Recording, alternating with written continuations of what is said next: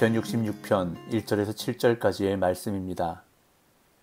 온 땅이여 하나님께 즐거운 소리를 낼지어다.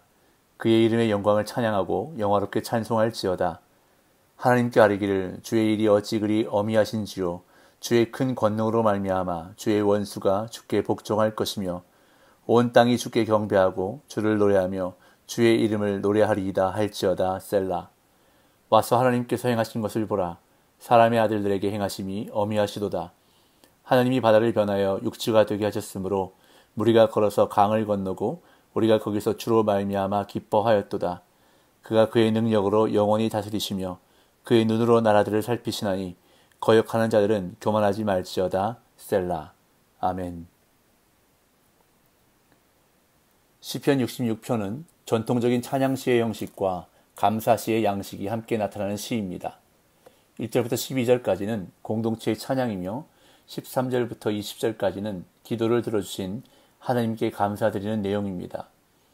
이 시를 지은 저자가 누구인지는 알 수 없지만 시인은 이스라엘의 역사 속에서 당신의 백성과 함께 하신 하나님을 찬양합니다. 이스라엘 역사의 시작인 출애굽 사건을 간략히 서술함으로써 이스라엘의 역사에 함께 하셨던 하나님의 도우심을 기억하며 찬양하고 있습니다. 시편 65편처럼 이 시 역시 온 땅을 향해 하나님이 행하신 놀라운 일을 찬양하자고 청중을 초대하는 것을 볼 수 있는데 65편이 풍년에 대한 감사와 찬양이라면 이 시는 시인이 구원받은 것에 대한 감사와 찬양입니다. 시는 먼저 다양한 명령형 동사들을 사용하면서 하나님의 영광을 찬양하자고 초대하는데 그 이유는 이스라엘과 시인을 위해서 행하신 놀라운 구원 때문입니다. 또한 죄악의 세력을 굴복시키고 세상의 질서를 회복시키시는 하나님의 큰 권능이 드러났기 때문입니다. 1절, 2절입니다. 온 땅이여 하나님께 즐거운 소리를 낼지어다. 그의 이름의 영광을 찬양하고 영화롭게 찬송할지어다. 하나님을 찬양하도록 온 땅을 초대하는 찬양의 부름 부분은 찬양시에서 전형적으로 나타나는 중요한 요소입니다. 이 시는 이스라엘과 시인이 경험한 하나님의 놀라운 구원을 찬양하는 동시에 온 세상의 왕이신 하나님의 통치를 잘 드러내며 온 땅에게도 이스라엘의 찬양에 동참하자고 초대합니다. 여기서 온 땅은 온 세상의 모든 사람을 가리키지만 모든 피조물도 배제하지 않는 표현입니다.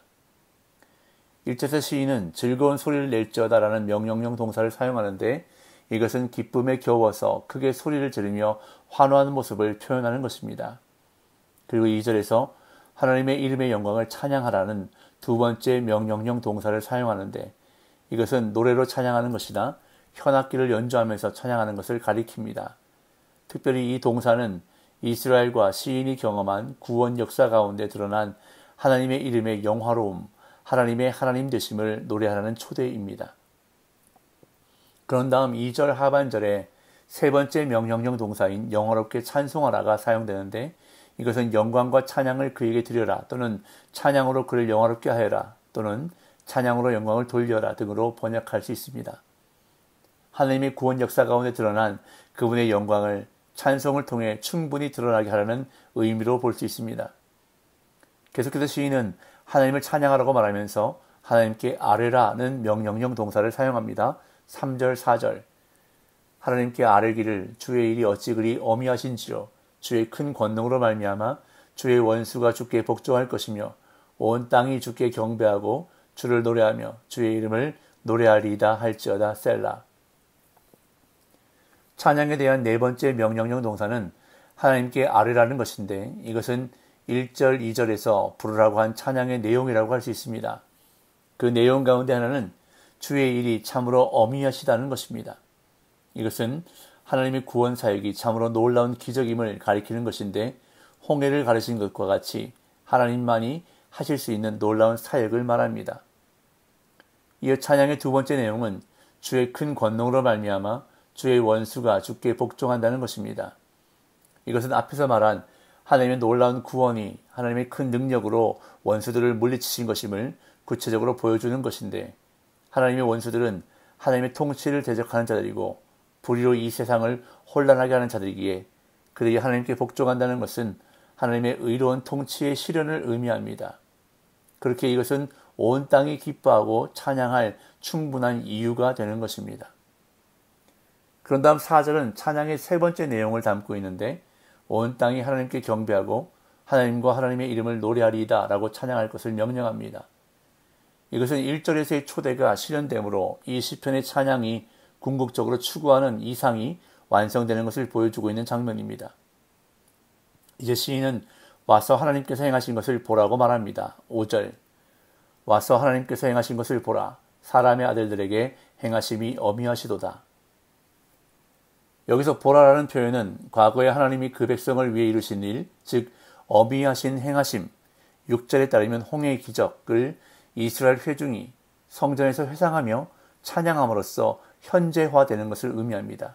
즉 그들이 찬양을 통해서 하나님의 구원 역사를 다시 노래할 때 마치 출애굽의 현장 가운데 있는 것처럼 놀라운 하나님의 구원과 능력을 경험한다는 것입니다. 이처럼 예배와 찬양 중에 느끼는 그러한 구원 경험은 삶 속에서도 계속 현재화가 되는데, 그래서 내일 본문인 16절에서 시인은 회중을 향해 자신에게 일어난 하나님의 놀라운 구원을 와서 들으라고 초대하는 것을 볼 수 있습니다.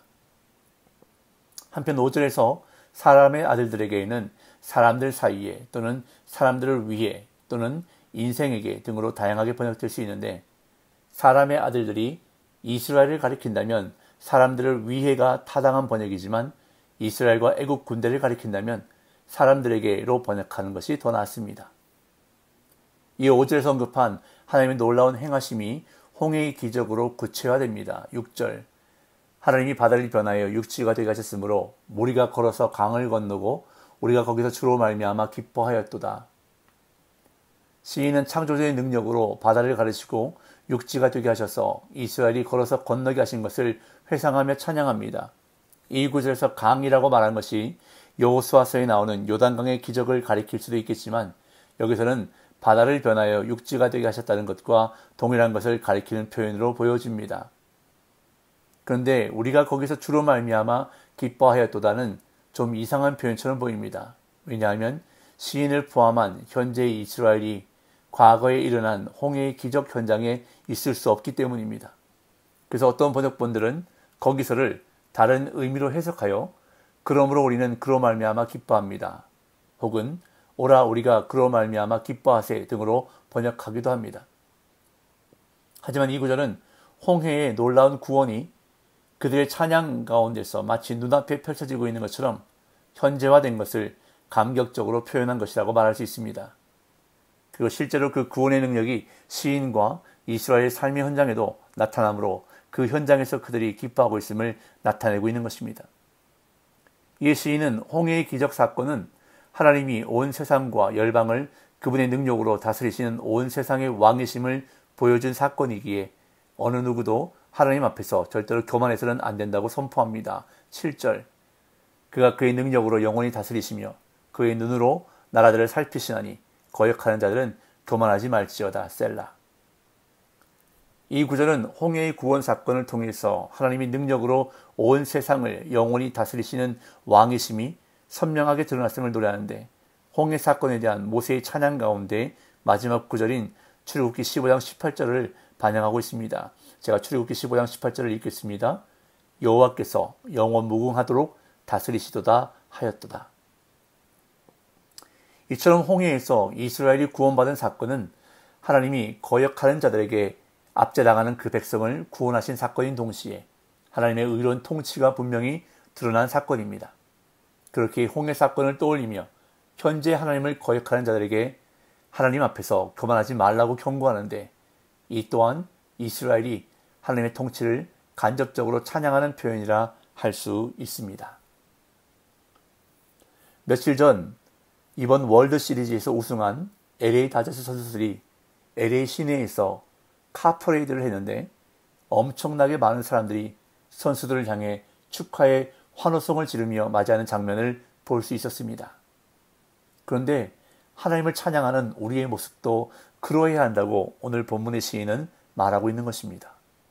온 세상을 창조하시고 온 세상을 통치하시고 온 세상에 행하신 일들을 볼 때, 그리고 무엇보다 우리에게 행하신 그 놀라우신 일들을 볼 때 하나님은 마땅히 우리의 환호성과 찬양을 받으셔야 할 분이라는 것입니다. 더욱이 우리는 하나님을 찬양하기 위해 지음받은 존재입니다.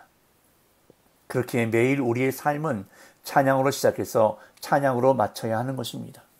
찬양은 하나님이 하신 일을 칭찬하고 자랑하는 것입니다.